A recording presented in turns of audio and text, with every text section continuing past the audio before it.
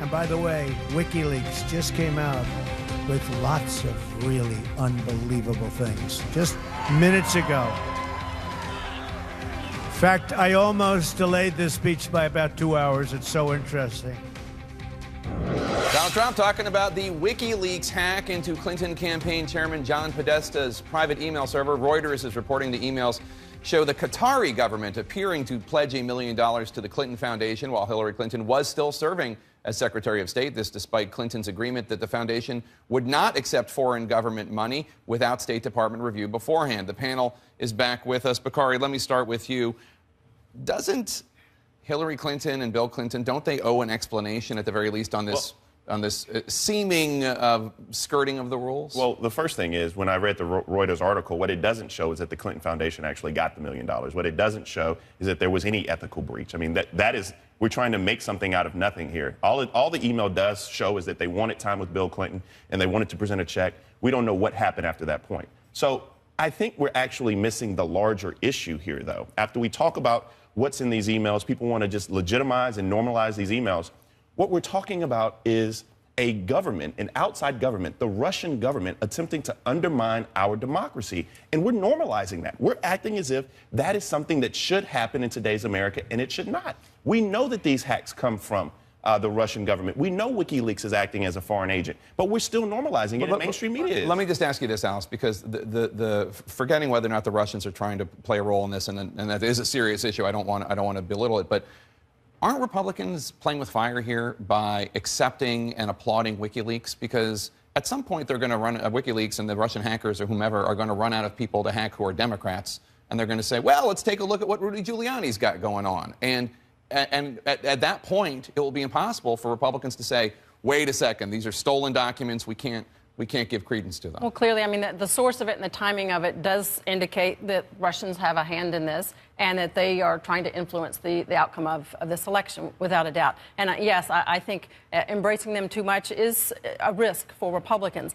But at the end of the day, I think what we have seen in these email leaks further confirms what we already knew from other emails, that there was evidence of pay for play and conflicts of interest between Hillary Clinton's Secretary of State Department and the Clinton Foundation. And this just goes to show that the Clinton Foundation should have been shut down while she was Secretary of State, and it certainly should be shut down if she were to win, because there are clearly conflicts, as seen in this latest email dump and as we've seen in the past. I don't want to end the panel without talking at least a little bit about the charges about a rigged election coming. We heard Mayor Giuliani basically saying, if it's a close election in some states, there are going to be questions about whether or not it was rigged, lending credence to what Donald Trump is saying.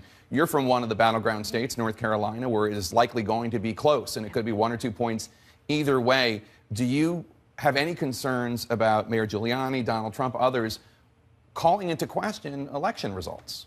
Well, I think we do have to look at this issue, and we have to be vigilant. And I think that's what Donald Trump is saying. I think he is saying that, especially in the states that it's going to be close, be out there and aware of what is happening through the election. Look, we can't deny the fact that there's collusion happening here. You know, the WikiLeaks emails, all of the scandals, the Department of Justice, the FBI, you go on and on and on, and it's all starting to come out in these WikiLeaks email leaks. And of course, cybersecurity is so important. So that's another issue that we have to address. But we cannot dismiss the fact that this is just a little bit too strange, that all of this is happening at the same time, and we're about to have this very, very important election. Well, what's undermining our democracy is Russian influence.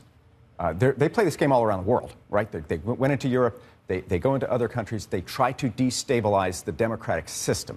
And that's what they're trying to do here. And Rudy, maybe unwittingly, is feeding into the Russians' goal here to undermine faith in our democracy. Far better men than Rudy Giuliani or Donald Trump gave their lives for this democracy. And the notion that politicians like them, for their own narrow interests and helping Putin's interests, would undermine our faith in our democracy, it's despicable. And as a matter of empirical data, the Brennan Center for Justice has looked at this.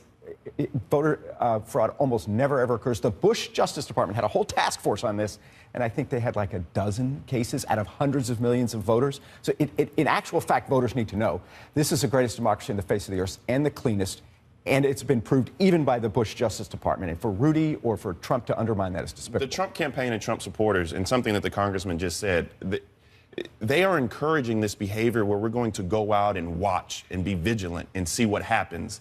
And when you read some of the quotes that have been made by his supporters at his rallies, it even gets to the point of we're going to intimidate. We just want them to feel. One guy said, I want to go out and I'm going to find all the Muslims and African Americans and Hispanics and people who don't speak American, and I don't want to do any harm to them. That's a quote, speak American. Yeah, and I just want to make them nervous. We've come too far in this country where we've intimidated at polls for this to still occur. We have to leave it there, unfortunately. Great panel. Thank you one and all for being here.